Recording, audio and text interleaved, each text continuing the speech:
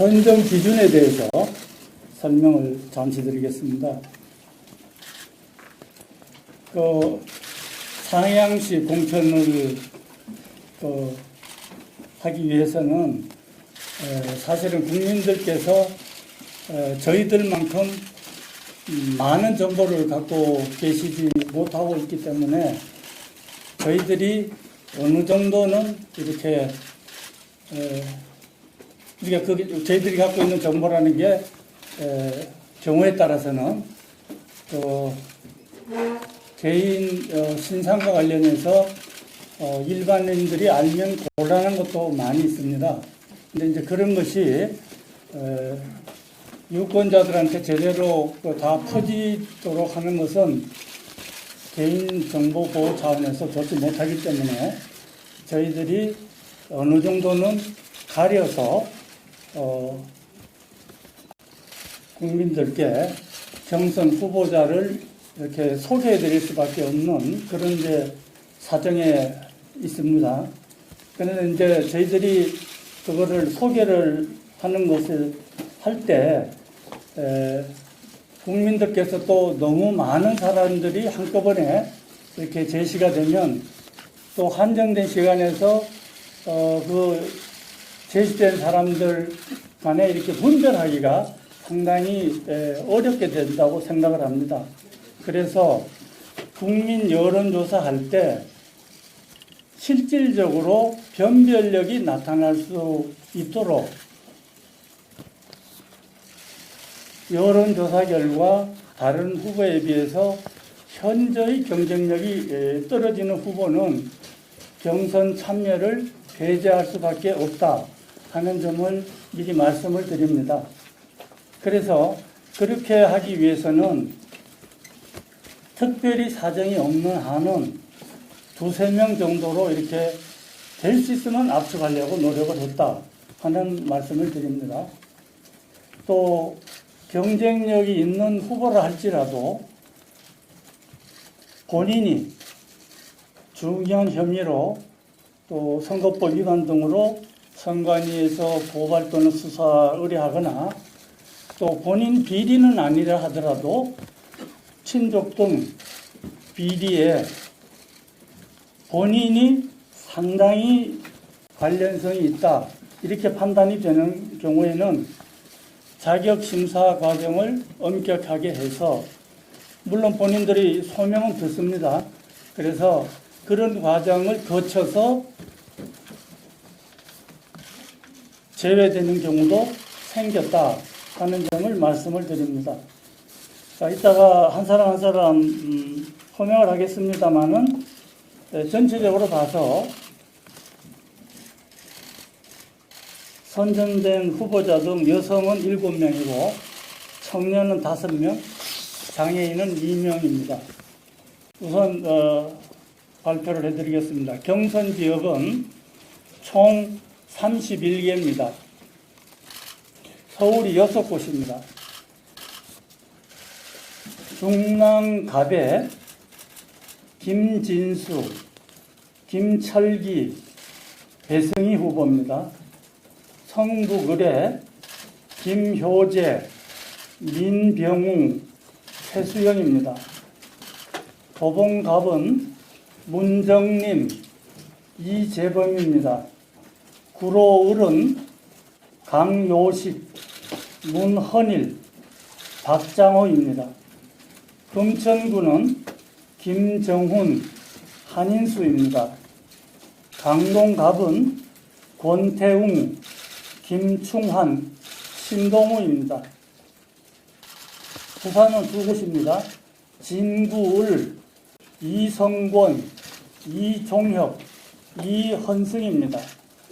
수영구는 김정희, 강성훈, 유재중입니다. 대전은 2곳입니다. 중구에 이에리사, 이은권입니다. 서구을은 윤석대, 이재선, 조성천입니다. 경기는 8곳입니다.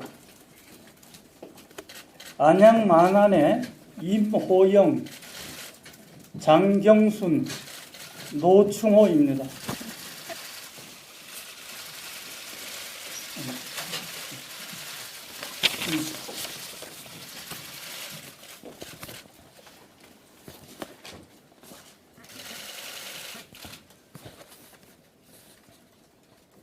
부천 원미을에 서영석, 손숙미, 이사철입니다. 부천 소사에 이재진, 차명진입니다. 광명갑에 이정만, 정성훈, 정은숙입니다. 안산 상록갑에 김수철, 김응대, 박선희, 이화수입니다. 의왕 과천에는 박요찬, 여인국, 최형두입니다. 시흥을에 김순택, 박식순, 백남호입니다. 파주갑에 박상길, 정성근, 조병국입니다. 충북은 한 곳입니다. 제천 당ян에 권석창, 김기용, 엄태영입니다. 충남은 한 곳입니다. 당진에 김동환, 김석봉, 유철환입니다. 경북은 세 곳입니다. 포항 남구 울릉군에 김순견, 박명재입니다. 경주는 김석기, 이주형, 정수성입니다. 안동은 권오울, 권택기, 김광림, 이삼걸입니다. 경남은 6곳입니다. 창원시 마산회원구에 안홍준, 윤한홍입니다. 진주갑에는 박대출, 최구식입니다. 진주을에는 김영섭, 김영호, 김재경입니다. 통영고성에 강서구, 이군현, 이학렬입니다. 사천 남해하동에 서천호, 여상규, 최상화입니다. 거제는 김한표, 양병민, 진성진입니다. 여기 누구 물 좀 갖다 줄래? 제주는 두 곳입니다. 제주갑에 양창윤, 양치석입니다. 제주을은 부상일, 이연봉, 한철영입니다. 단수 추천지역은 4지역입니다. 서울은 영등포갑에 박선규, 부산 두 곳인데요. 동래구에 이진복, 북강서울에 김도읍입니다. 충남은 한 곳입니다. 홍성 예산에 홍문표입니다. 이상으로 경선 후보자하고 단수 후보자를 말씀을 드렸습니다. 한 가지 더 말씀드릴 것은 이미 일본 언론에 발표가 된 것 같습니다만은, 보도가 된 것 같습니다만은, 경선 하는 경우에 경선 기준이 그동안에 많은 논란이 있었습니다. 그동안 과거 몇 달 동안에 그것을 결정을 하는 과정에서 많은 논의가 있어서 원칙적으로 당원 30%, 일반 국민 70%의 비율로 여론조사 경선을 하자 이렇게 돼 있었고, 예외적인 경우만 일반 국민 여론조사 100% 하자 이렇게 결정이 나 있었습니다. 그런데 그동안에 제가 취임을 하고 난 뒤에 상황을 체크를 해봤더니 그대로 가기에는 너무 무리가 있다. 특히 정치 신인들과 현역들 간의 불공평이 너무 커서 이런 경선을 하게 되면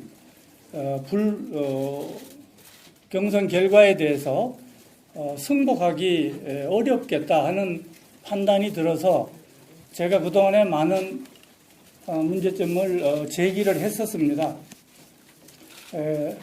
기존에 이것을 몇 달 동안 검토하셨던 분들도 많은 고민을 한 끝에 이것을 결정을 했는 것은 너무나 잘 알려져 있습니다.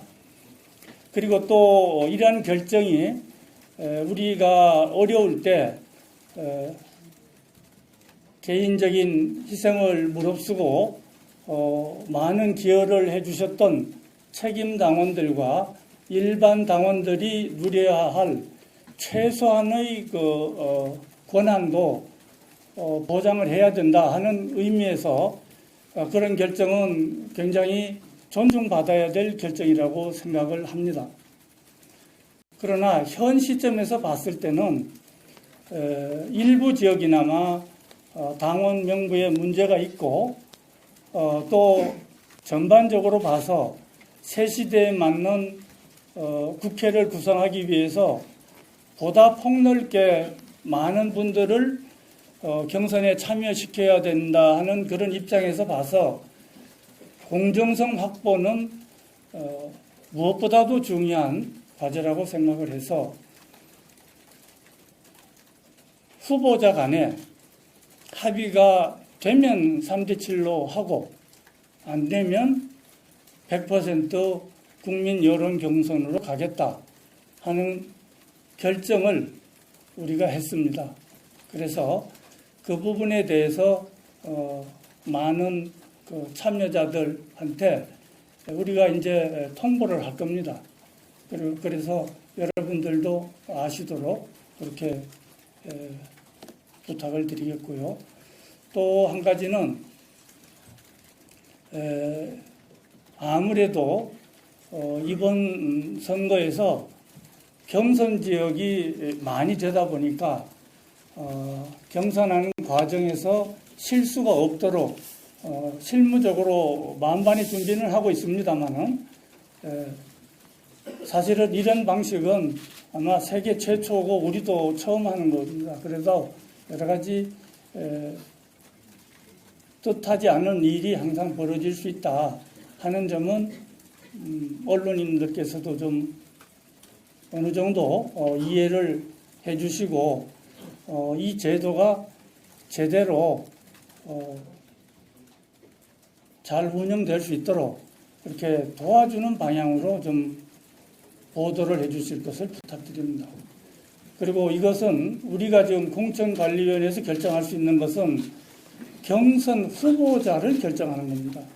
과거에는 우리가 최종 공천자를 결정했습니다만 이번에는 저희들은 공천 후보자를 결정을 하고 그 후보자 중에서 국민들이 공천자를 최종 결정하는 그런 메커니즘입니다. 그래서 20대 국회에 적합한 인물이 공천되도록 하는 것은 국민 여러분들께서 좀 더 관심을 갖고 참여를 해 주실 때 비로소 성공할 수 있다. 그 점을 많이 보도해 주시기 부탁드리겠습니다.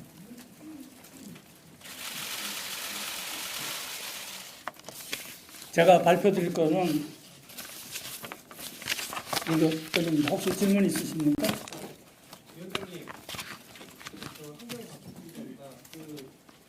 오늘 단수 추천 명단 4명만 발표하신 표결의원 27명하고 단수로 추천하신 현역의원 27분 계시고 또 합치면 40분 정도 계시잖아요. 그분들은 왜 단수 추천에 포함이 아직도 안 되는 건가요? 지금 저희들도 이렇게 열심히 하고 있습니다만은 추천하는 과정 하나하나가 그 당사자들한테는